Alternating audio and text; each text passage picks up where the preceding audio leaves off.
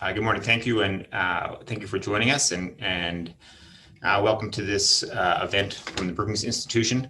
My name is Adam Looney. As is the new normal, I am joining you from Salt Lake City, where we were experiencing hurricane force winds, and I had to leave my house, which has no power.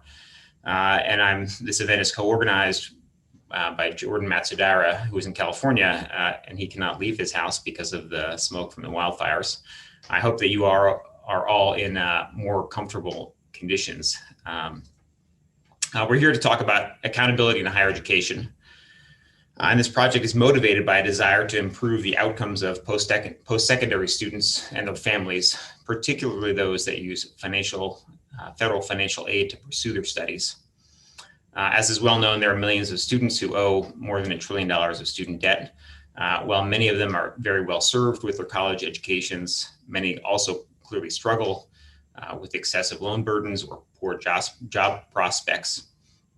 Likewise, when colleges close, students often have to scramble to find new institutions to complete their studies, and taxpayers are often left on the hook for financial aid that's not reimbursed by the institution. And across a lot of financial aid products, from GI Bill benefits that sponsor veterans to go to college and graduate school, or Parent Plus loans, which help families finance education. There are widespread concerns that this financial aid isn't always used as well as it could, or doesn't promote the best outcomes for students.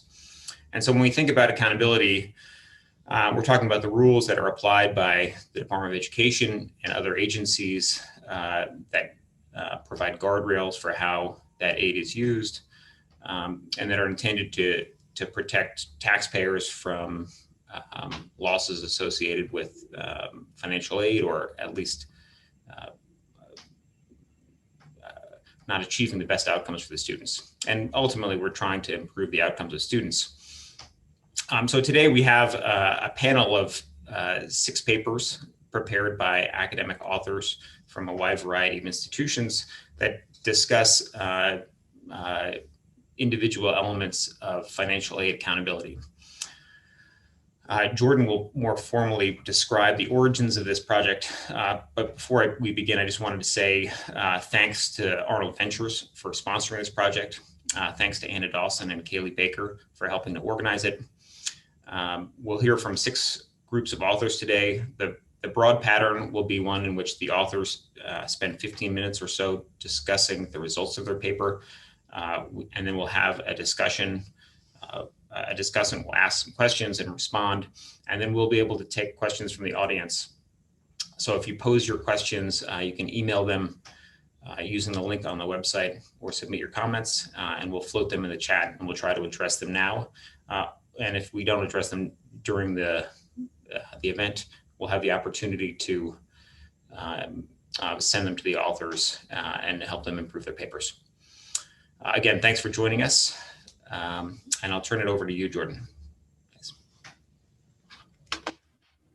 Thanks, Adam, and thanks everybody for joining us this morning. So I just wanted to add to what Adam was saying about some of the origins of this project. The motivation for this comes from some of the work Adam and I ourselves did while we were working in the last administration on regulatory policy, and in particular engaging with the research to help inform that sort of policy. So the way this project started, and the way the panelists who are going to be on the program today came to write the papers, were we started by engaging with a group of policy advisors to ask what sorts of policies in higher education would be the highest priority, or should be the highest priority for the next administration, and then work together with them to figure out what gaps in knowledge there were that might prevent really effective rule-based, evidence-based rulemaking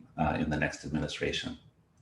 So from then, having identified some gaps in the knowledge base to inform evidence-based rulemaking, we reached out to the set of researchers that are on the program today. And we reached out to them because they have a unique combination of either new insight, new data to bring to bear on questions that haven't been able to be answered before, or just new methodologies and new analyses for answering those questions. And ask them to pitch in and put together papers that would help inform these policy questions.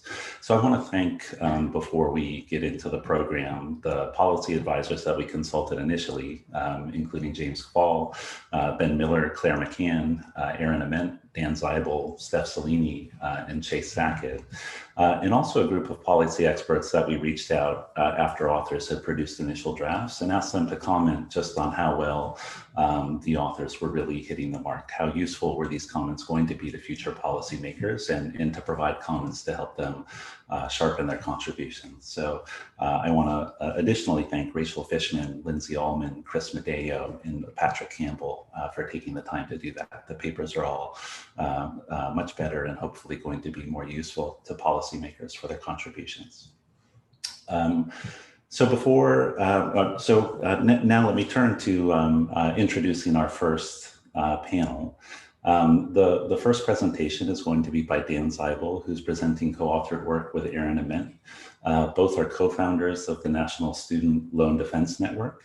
And they're going to be presenting on broadly what authority the Department of Education has to regulate in the policymaking process, and then specifically are going to highlight some new authority that they believe the Department of Education might have that hasn't been appreciated up until this time. James Fall, the president of the Institute for College Access and Success and former deputy director of the Domestic Policy Council under the Obama administration, is going to discuss their paper and also offer a broader set of remarks on how researchers and evidence are kind of critical to the rulemaking process. So with that, let me turn it over to Dan Zeibel. Dan? Great, thanks, Jordan, and thanks, Adam, and the entire Brookings team for pulling this all together. I'm Dan Zeibel. I'm the Vice President and Chief Counsel at Student Defense. I'm a lawyer, as is my colleague and co-author, Aaron Ament. We both served as lawyers in the General Counsel's office at the department. And we've come at our paper and today's presentation with that lawyerly hat on. So for that, I do apologize somewhat. I'm going to try and hit the PowerPoint on here, and hopefully that will work. I think it does. So I just want to jump in and help set the stage a little bit here for regulating under the Higher Education Act. Under the Administrative Procedure Act, and this applies sort of across the government, when regulating, agencies must establish that it's using reasoned decision-making, that there must be a rational connection between facts and policy choices. And as we've seen in higher ed over the past decade, there's really little in terms of regulation or deregulation that hasn't ended up in the courts. The Obama administration had its share of court challenges, and I think it's fair to say that the Trump-DeVos team has too. And while an agency is going to get some level of deference when a court reviews a regulatory effort, there really has to be reasoned decision-making to show that a regulatory decision is not arbitrary and capricious. And that's why I think it's great that we're seeing this sort of academic research and analysis on issues that are so important for students and to lay the groundwork really for future regulatory policy. But that's only one side of the equation. The department does not have carte blanche to regulate higher education. It has to act within the parameters and the statutory authorities that have been set by Congress. And that's where our paper comes in. And we've taken sort of a hard look at the Higher Education Act to identify unused or little used authorities that Congress has taken, that Congress has given the department, which can really form the basis of future regulatory efforts. So we're not necessarily advocating for particular outcomes or particular uses of the authorities, but are really just highlighting how the department can use these authorities. And we focused our energies really on something called the direct loan agreement. As many people know, under the Section 487 of the Higher Education Act, institutions participating in any of the Title IV programs have to enter into what's called a Program Participation Agreement, or PPA, with the department. And that is an overarching agreement between an institution and the department that sets forth the terms and conditions under which schools participate in the student loan programs and enable their students to get student loans or get Pell Grants or participate really in any aspect of the federal financial aid system. But as it relates to the direct loan provisions, and that's sort of separate and apart from the other aspects of federal financial aid, the Higher Education Act has a complementary set of provisions that deal specifically with that program. Under HEA Section 451, Congress established the direct loan program and provided that institutions must be selected by the Secretary to participate in that program.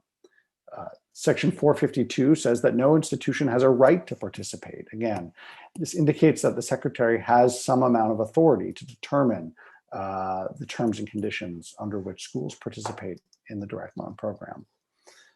Under Section 453 of the Higher Education Act, institutions that want to participate in the direct loan program must enter into a separate agreement with the department that sets forth the terms and conditions relating to the institution's direct loan eligibility. Again, this is distinct from the larger PPA that deals with the financial aid program writ large. Section 453 also includes language about the application that the Secretary must use, allows for assurances to the department that the Secretary considers sufficient to allow a school to participate in the program, again, suggesting that the Secretary has robust authority to choose which institutions to allow to participate in the program. And then in HEA Section 454, Congress set out a number of provisions that are mandatory and what has to be in the direct loan agreement, the agreement between the school and the Department of Education. And this is really where we have been focusing our efforts and our analysis. As a practical matter, the direct loan agreement, or DLA, is just one component of a program participation agreement. If you look at I think just about any institutional program participation agreement, you will see a section specific to the direct loan program. You will not ever find, to my knowledge, a separate document known as the direct loan agreement. It's just part of the larger agreement. But formally and by statute, it is a separate agreement that the department has to enter into. By and large, the language in the direct loan agreement simply parrots the statute, parrots the language in the department's regulations, which largely parrots the statutory language. So the language, if you basically line up the direct loan agreement, the regulations, and the statute, they are largely the same. But again, as a formal matter, these are all separate. And so we've really dug into three of the provisions in 454 to say, what has to be in this agreement and how can the department use this to better protect students and better promote equity and get better outcomes for everyone. We've looked at what we call essentially these three different provisions, HEA 454A6, which we call the Protect and Promote Authority, A4, which is the QA or Quality Assurance Authority, and A3, which deals with financial liability, and accepting responsibility for failure to perform pursuant to the agreement. So A6, I'm going to take these sort of in reverse order as they're used in the statute. A6 is broad, it's incredibly broad, and it allows the department to include other such provisions in the direct loan agreement as the Secretary determines are necessary to protect the interests of the United States and to promote the purposes of Title IV.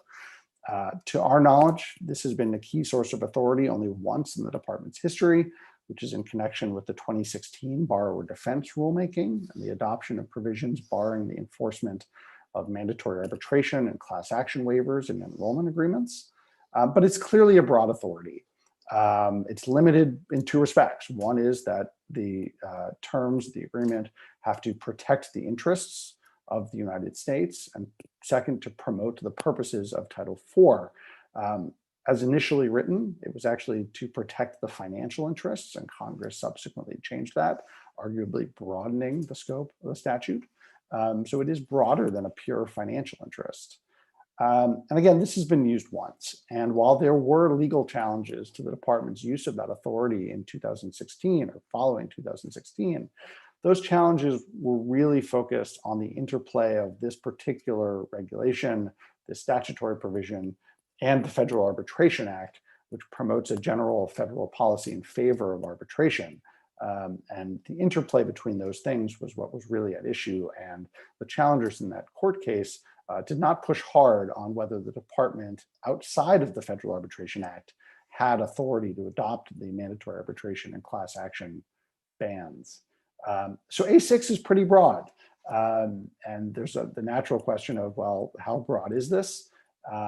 And what we've done more is to not try and set the outer limits of that, but to look at how using this authority in connection with, in particular, A4 and A3, the department can regulate and can better protect students.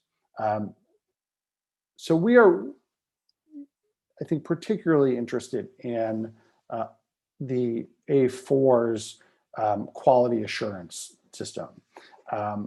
In higher education, people have spent a lot of time talking about quality assurance, and yet here it is in the HEA and has largely been untouched by the department.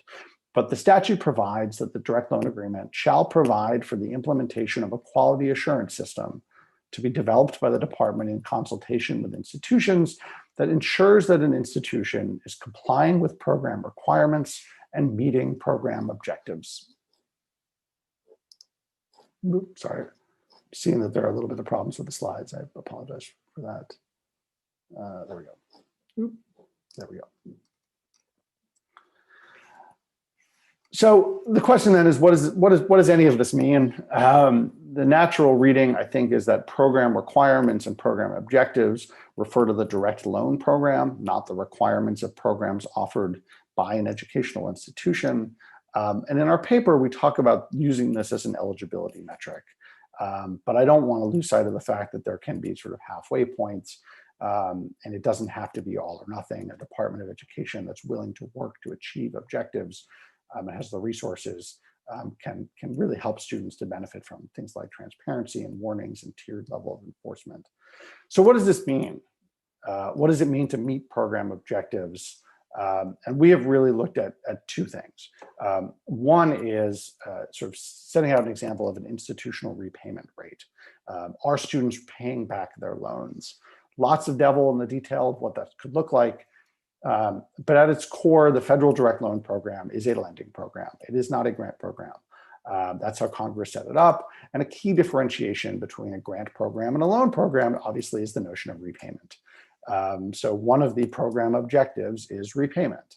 And if an institution is systematically failing its students, and if students who enrolled or graduated from a particular institution are failing to repay their loans at a certain rate, we see this indicative as a problem.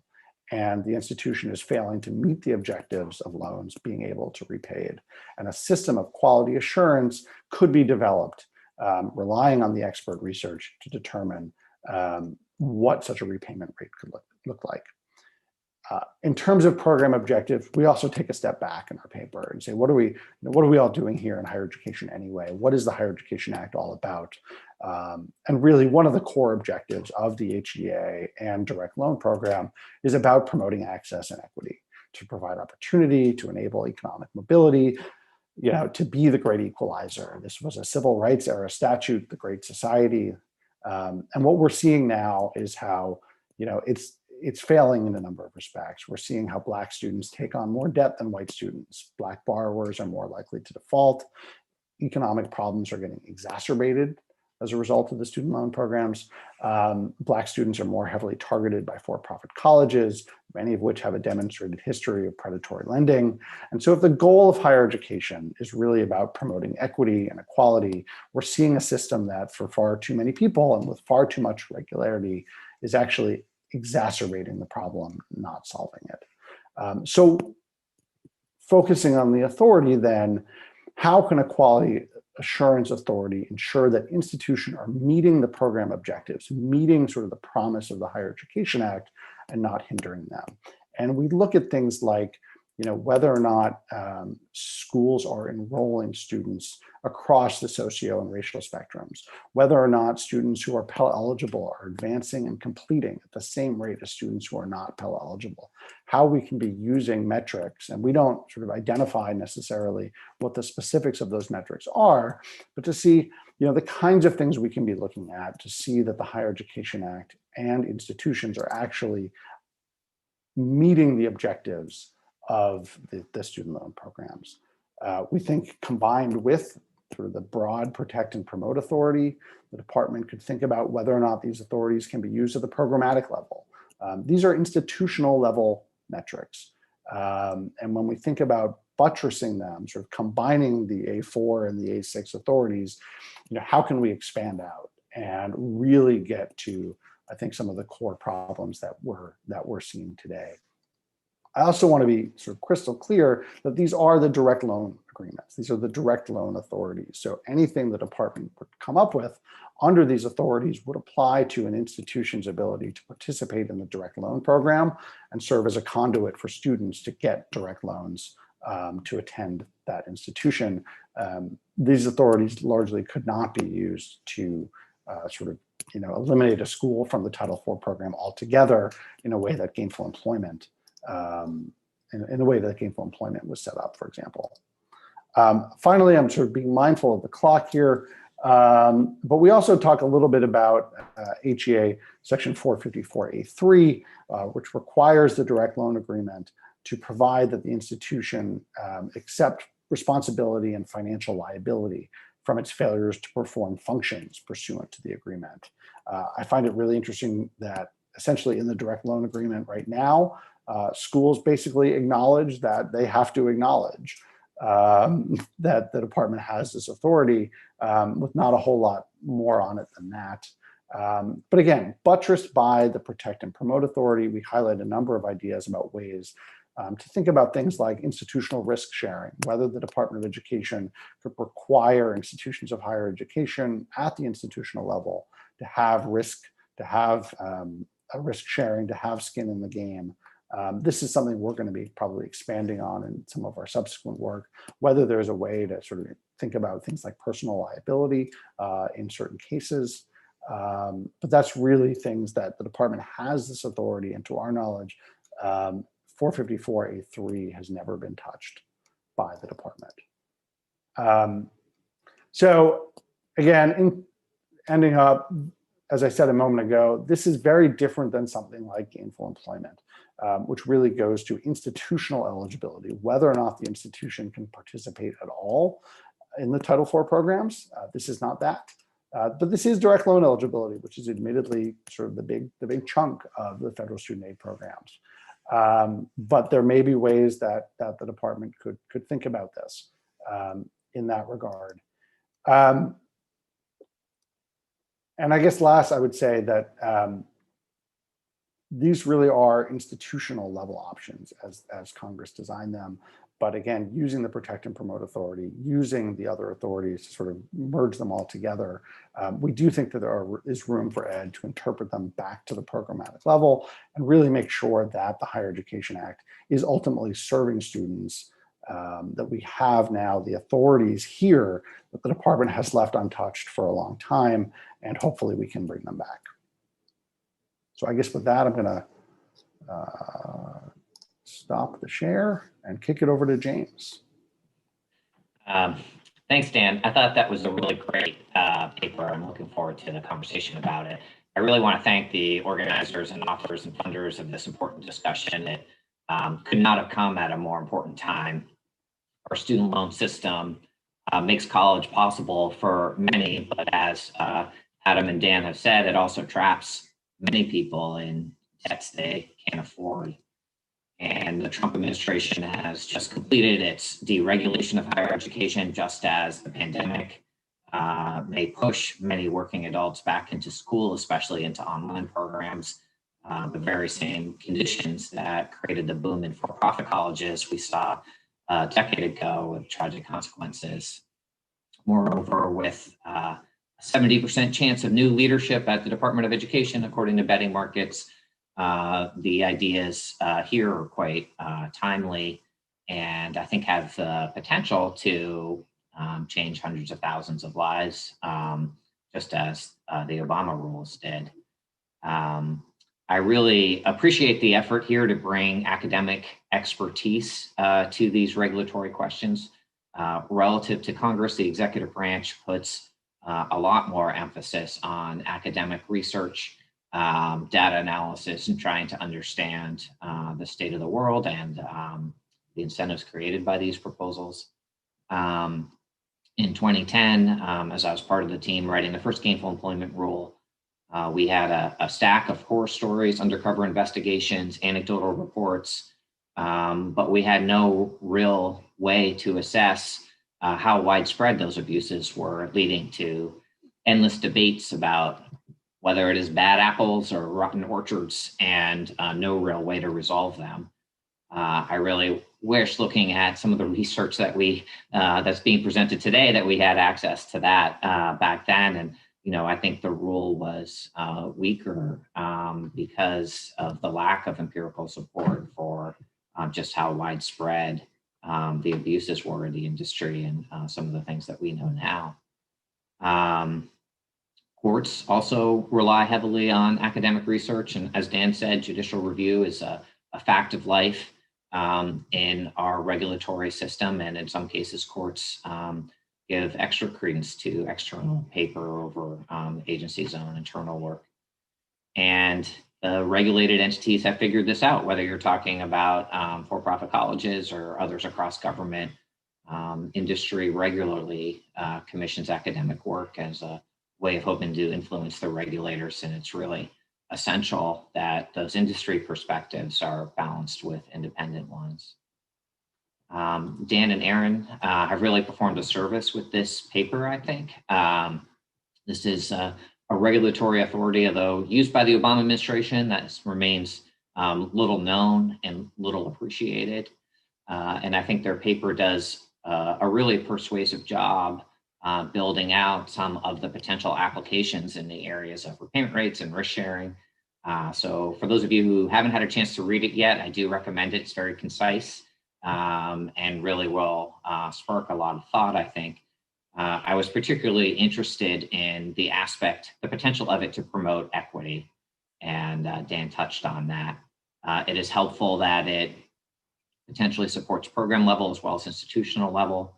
I think it is important to distinguish between loans and Pell Grants because not all higher education is about economic outcomes. And so there may be colleges that we wish to support with Pell Grants that might not be good economic investments for a loan. So it's important to have that variety of regulatory tools. One thing that I was interested in was Dan's remarks about the challenge in using this authority to support eligibility determinations, and maybe he could talk a little bit more about that in the Q&A in terms of why that is and what potential accountability sanctions could be attached to this authority. One thing that seems missing from this framework to me, is really missing from the Higher Education Act as a whole, is the role of states and college systems. And many of the issues that we face are due to inequitable funding or other state level policies beyond those within the control of an individual college. And I think the federal government really needs to grapple with the importance of state entities that are really invisible to the Higher Education Act, which only briefly mentions states in the context of authorizing institutions, treating all types the same, and doesn't mention systems as all. Before we turn to the rest of the discussion, I had 3 words of caution that we might keep in mind as we're considering these other regulatory proposals. The first is regulating is not easy. I think that if there is a new administration next year, it will need to start within the first 100 days or so in terms of any rules that it hopes to have in place by July 2023. That is just the reality of the process dictated by the Higher Education Act and the Administrative Procedures Act. Each rule, especially ones of the size that we'll be talking about today, place a demand on senior leadership. There's only so many that can be done. And these rules tend to be controversial. And in the Obama administration, the sort of sad inside joke was that these regulations tended to be no-win propositions that ended up leaving all sides dissatisfied. So it's helpful to have all sides engaged, but we need to really set some priorities and go after things that will matter the most to students and to taxpayers. Second word of caution is that it is easiest to focus on the worst performing colleges and programs. It is harder to try and improve programs above that minimum floor. And we know what the worst colleges are. They're the ones where no one graduates. A lot of people are defaulting on their loans. But when it comes to above that floor, trying to encourage colleges to be affordable, inclusive, high quality, is just more challenging when you look at the reality of colleges. Many colleges have low graduation rates, others have selective admissions. It is rare to have both inclusivity and high graduation rates. Some colleges produce high earnings, others don't, but really don't intend to because they are liberal arts colleges or have a public service mission. Some have high tuition, also have a high ROI. So when we're thinking about accountability systems like the one suggested by Dan and Aaron's paper, it is important to consider the great diversity of post-secondary education supported by Title IV, the incentives that will be produced by these accountability rules, how we would expect colleges to go about trying to meet them, and in particular, the impact on the most disadvantaged students, low-income students, and students of color. Are we confident that the rule is going to improve the choices available to them? Third and finally, regulations are not very durable. In terms of judicial review, the standing rules are biased toward industry. It is easier for colleges to show a concrete stake in regulations than it is for students or other stakeholders. And although the reasonable basis review that courts apply is intended to be relatively light touch, in fact, it can be hard for judges to resist the temptation to examine all the nooks and crannies and various applications of the rule. And there are a lot of edge cases in our student aid programs. Regulations, of course, are subject to changes to political leadership and has been made clear in the last couple of years. They can be repealed, they can be not enforced.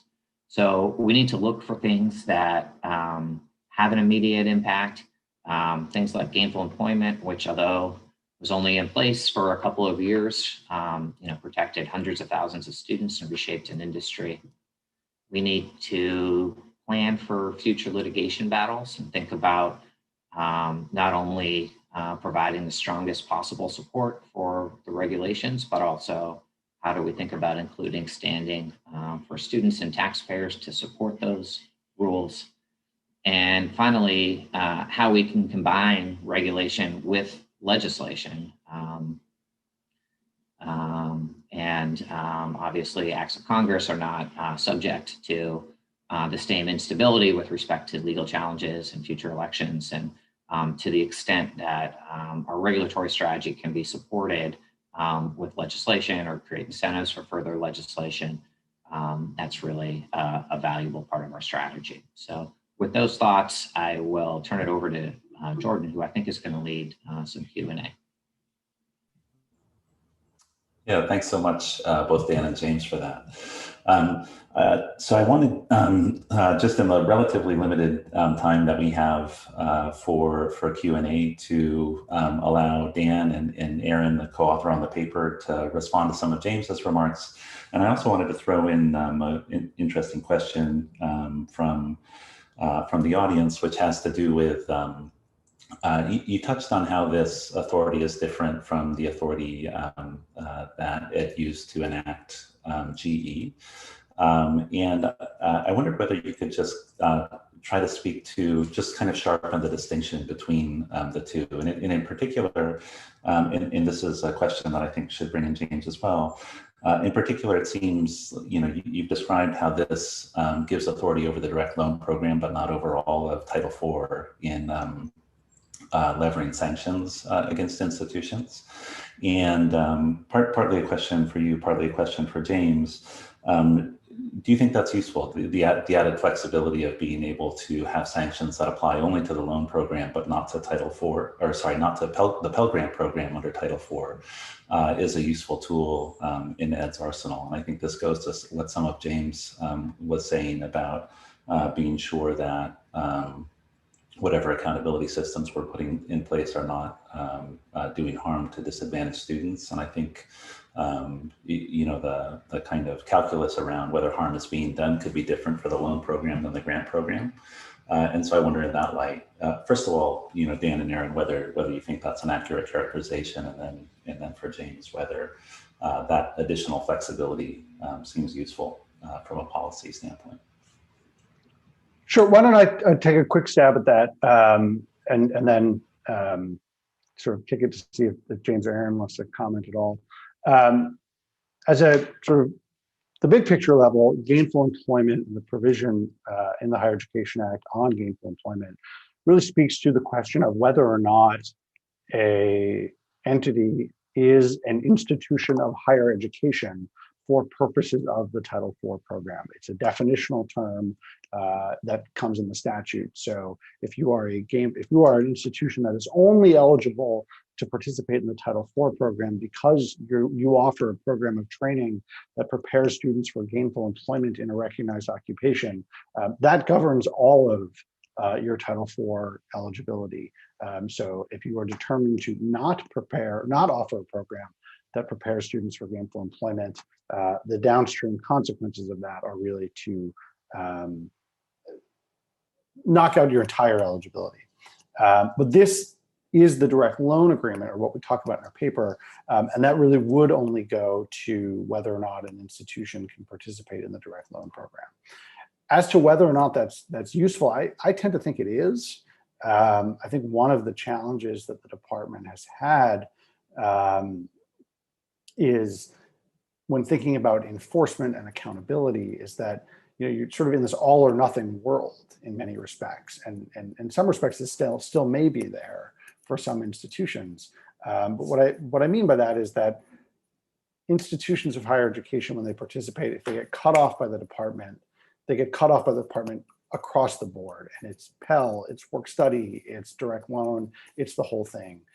This would provide a mechanism that's a little bit different than that allows a more tailored remedy to the problems. As a practical matter, I'm sure there are some institutions that simply cannot survive without the direct loan sort of funding stream, and that it effectively would cause the same problems as if you cut off eligibility altogether. As to other institutions, lower cost, where students are relying more heavily on Pell Grants and less on loans, it could be a big difference, and you could really see a positive impact for sort of being able to tailor the remedy to the problems at issue.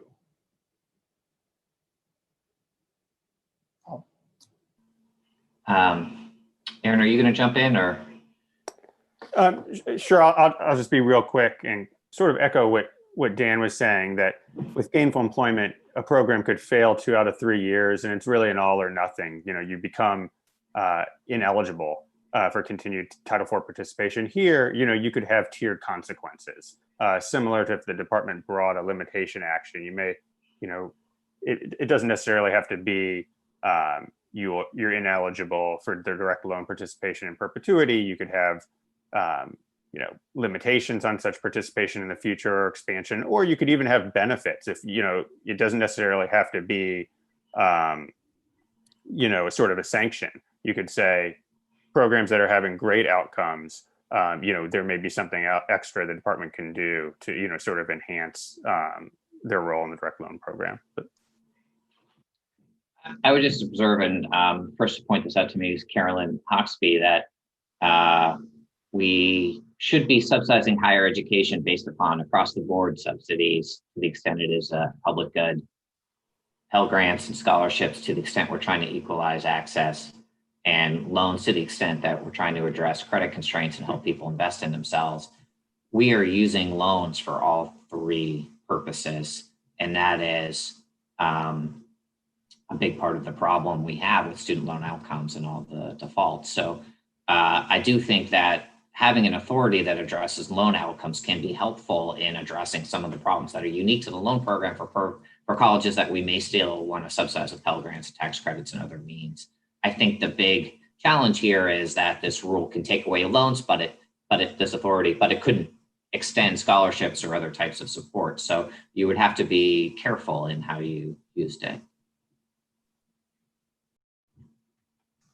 Okay, thank you guys. I'm sorry that we don't have time to keep the conversation going, but I want to thank all three of you for a really interesting paper, Dan and Aaron, and for conversation, James. So thank all three of you. Thanks, Jordan. Thank you. Thanks for watching. Be sure to like and subscribe for more videos from Brookings.